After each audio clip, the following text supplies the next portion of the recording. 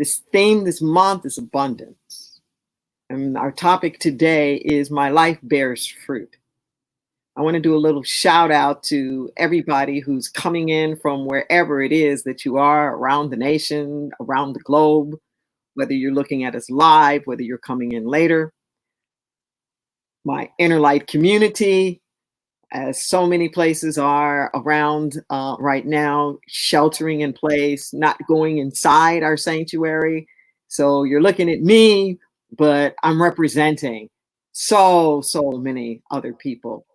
And I know I miss our choir and our extraordinary band, and I'm sure that you do too. And, hopefully it won't be long before we're able at least to go back into the sanctuary to do our broadcasting from there, even if there's nobody else in the room. There was a meme actually that Pam sent me that just really tickled me. It was a photo of this big sanctuary, and there were different kind of big life-size dolls and beings. They were different kinds of like characters and creatures, and they were spaced out, like big, deep social distancing. And the caption said something like, "For the pastor when he needs a little inspiration while live streaming." I thought that was cute.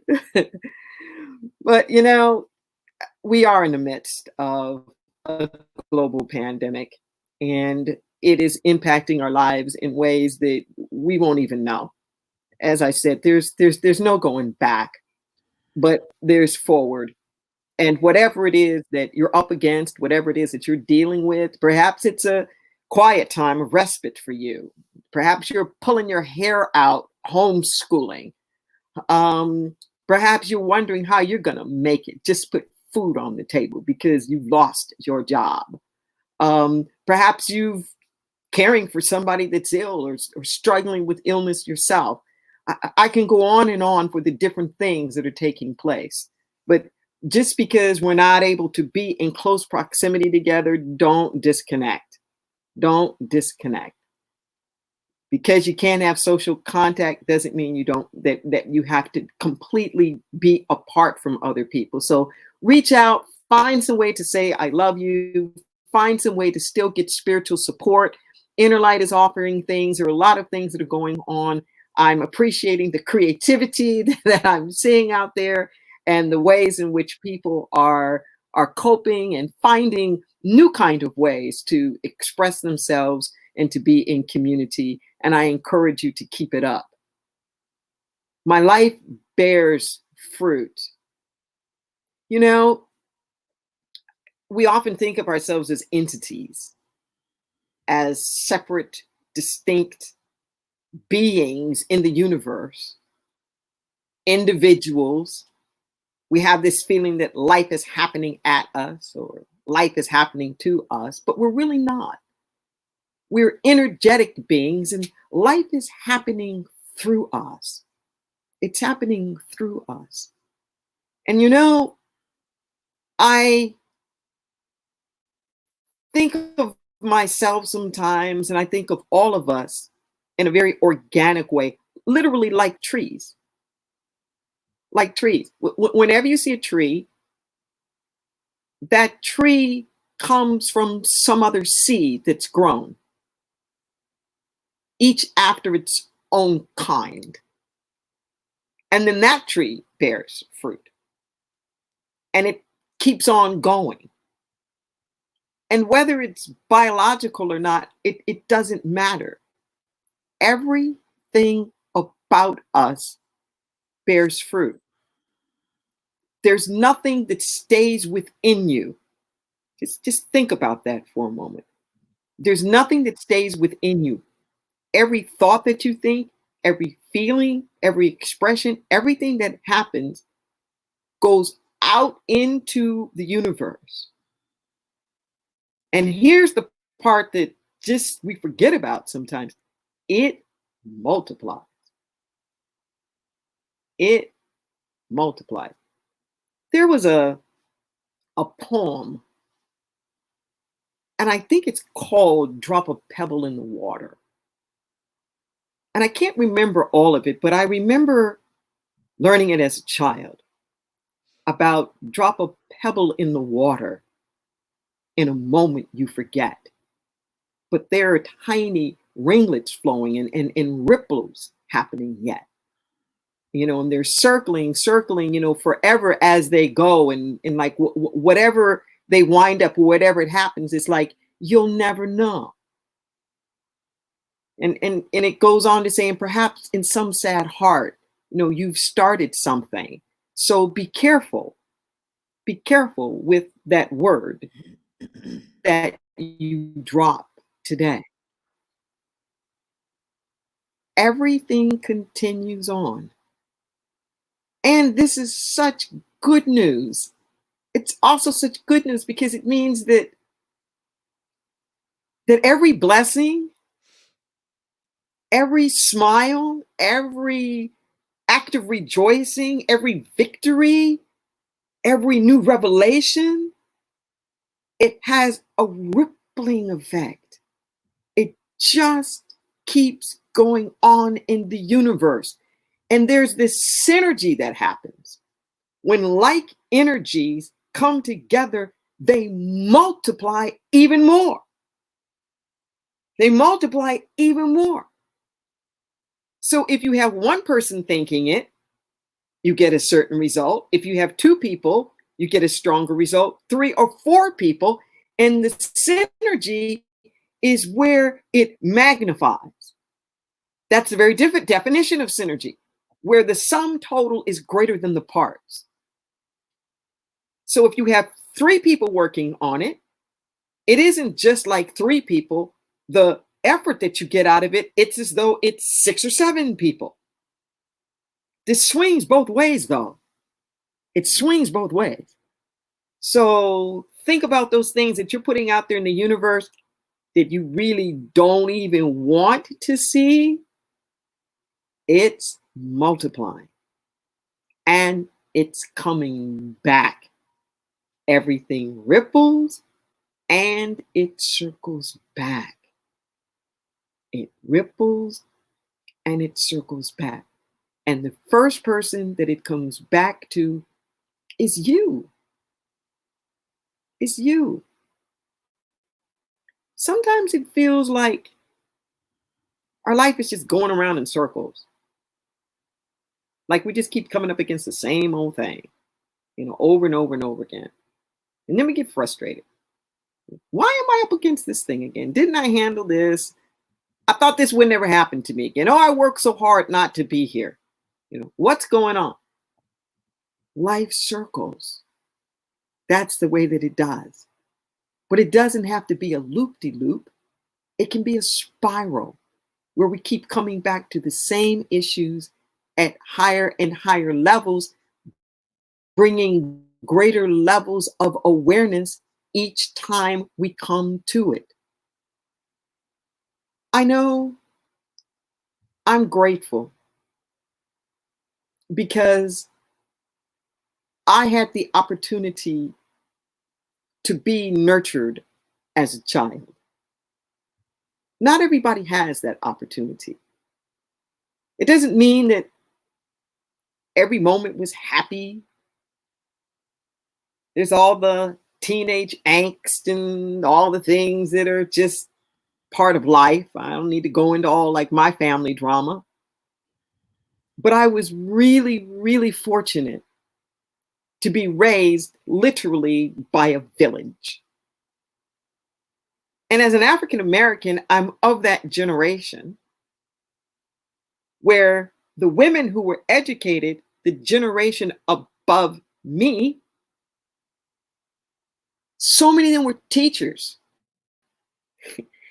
They were teachers, they were nurses, because to be honest with you, there weren't a lot of options that were available for them.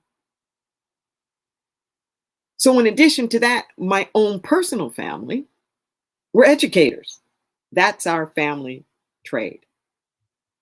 So I grew up around a lot of people who were constantly teaching me. So I grew up with this understanding that everything was a lesson. Shopping in the store was a lesson. Everything was made into a teaching moment. And so it is with life, that everything that goes on is a teaching moment for us. And if we go through life with that as an expectation, and if we go through life as a good student, ready to show up for class, ready to learn the lessons, not being upset how they come, how they're camouflaged, and most especially, who's the teacher? Let that sink in for a moment. Because our teachers are not just people. Circumstances are teachers. Conditions are teachers.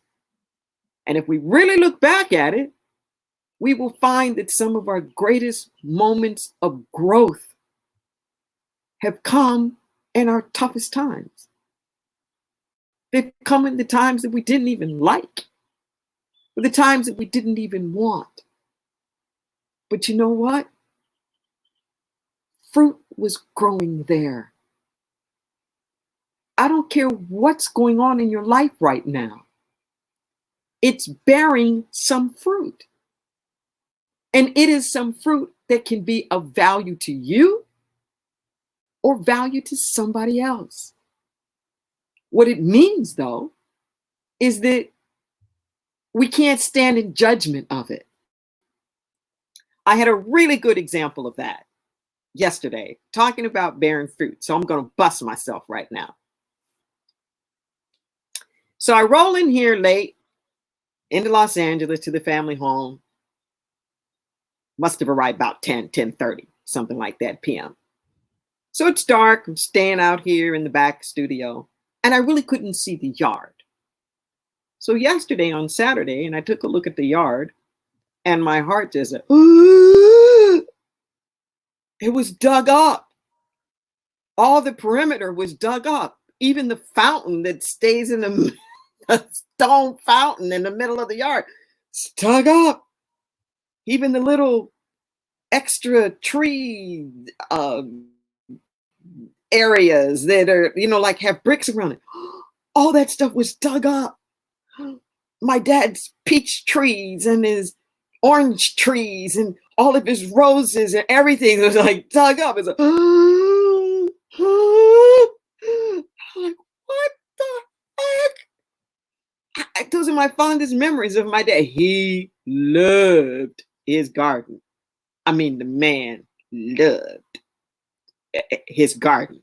And it used to be a joke around the family.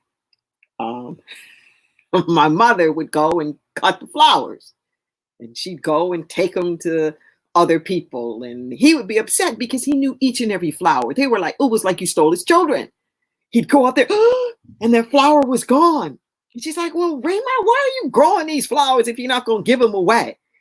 And he would look at her and say, when God made the garden, he didn't fill it with a bunch of people. And that was his position.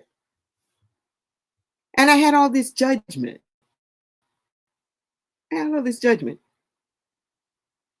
So then I go and I ask, and somebody tells me in the house, oh, your brother's going to plant vegetables. And I was like, huh? And they said, yeah, he's going to do this thing and this thing and this thing and that thing. And I thought,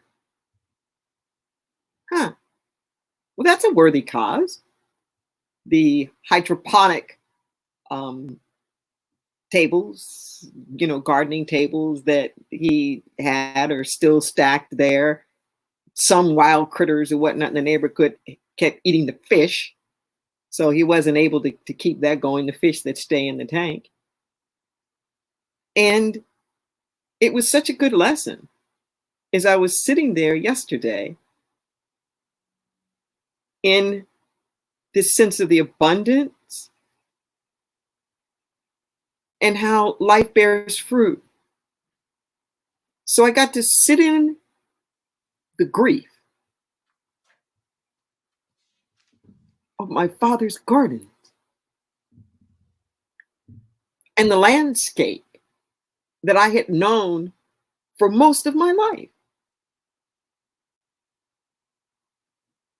While I also got to sit in the fact that this is fertile soil.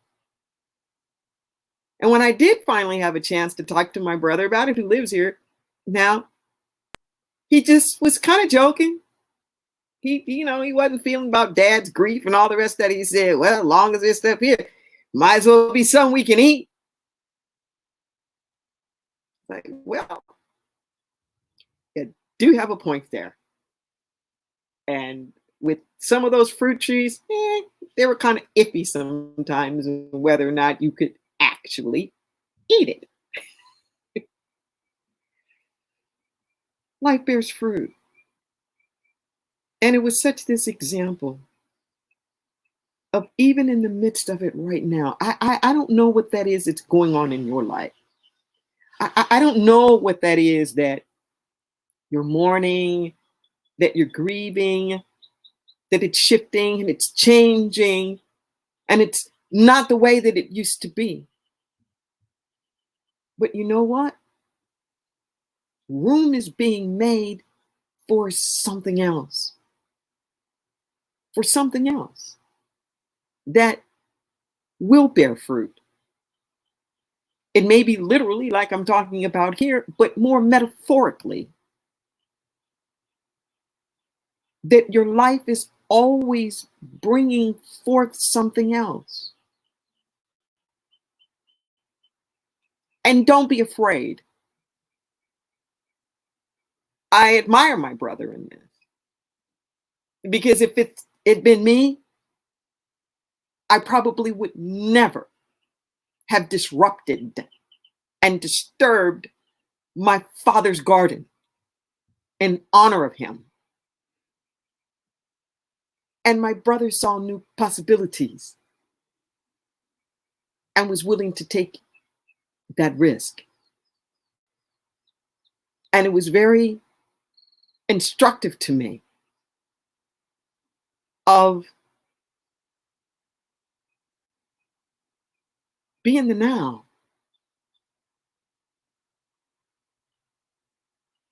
Live now. My dad's bougainvillea, though, full on going down the trellises, which is a sweet reminder. But whatever that is in your life, know that it's okay. There's seasons, there are times. It's okay to honor the past. Don't get stuck in it. Let the fresh and the new come forth. And no matter what you may be thinking about how you were nurtured through life, you nurture. You nurture. I'm going to end with this lesson that I learned. This was years ago. It was probably early 90s. And I was channel surfing, and Barbara Bush was on the television at the time when she was First Lady. And I remembered all the ruckus because she had been selected as the commencement speaker for Wellesley College, one of the Ivy League women's colleges back east.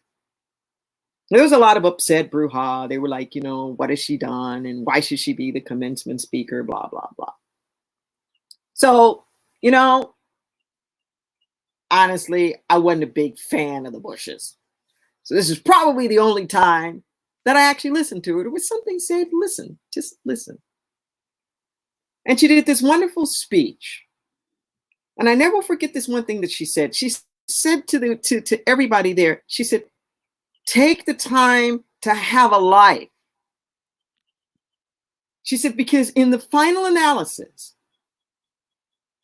at that last moment on your deathbed, basically, you won't be worried about that deal that you didn't cut or that extra money that you didn't make. You won't even be worried about the love you didn't receive. The only thing that's going to be on your mind is the love you did not give. And I can tell you that's the truth, because I have been there bedside. It's find my daughter, find my sister. It's I love you. I love you. It's the love that you don't give. That's what's going to matter most. And then I loved it. At the end, she said about careers, and you could do this thing and that thing. And she says, and perhaps one of you might choose the path that I chose and become the spouse of the President of the United States. And I wish him well. And I was like, come on, Barbara Bush. Yes, yes, yes, yes. Let's just breathe that in.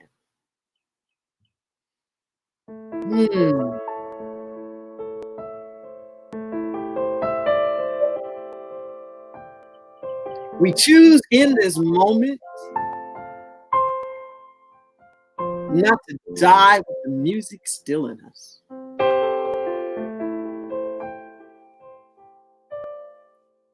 We choose in this moment to be an open vessel, an open vehicle of love, of nurturing. Life has brought us here. We continue to nurture life. We call forth the wholeness and the integration, the fulfillment. No more longing, but living.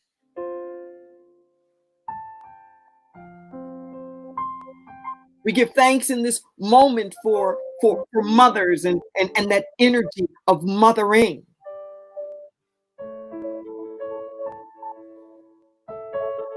We give thanks for that sacred work. Thank you. Thank you. And anything that we've been harboring in our heart that needs to be cleaned up or cleared up, let it be so. Let it go. Let it I go. speak a word of forgiveness. Let it go. Reconciliation.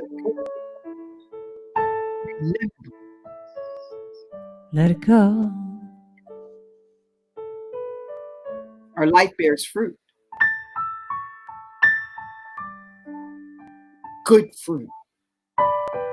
We received the best. Oh, in this moment right now, our hearts are filled with gratitude. I'm so grateful.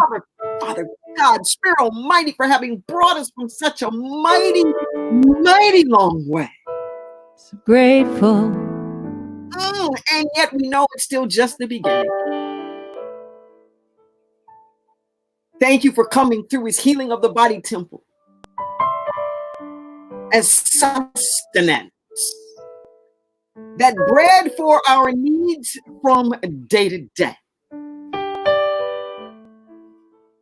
We give thanks for the reconciliation, the opportunities that are opening before we even knew those doors were there to be knocked on. Thank you. We thank you for all of the ways in which you are rearranging not only our individual lives, but our whole global community. Thank you. Reordering our steps so that we are more sustainable, more balanced, more global community. Order our steps. All need. We say thank you. This is our prayer. We know that it's good. We get out of the way. We allow it to be, and so it is. Amen and amen.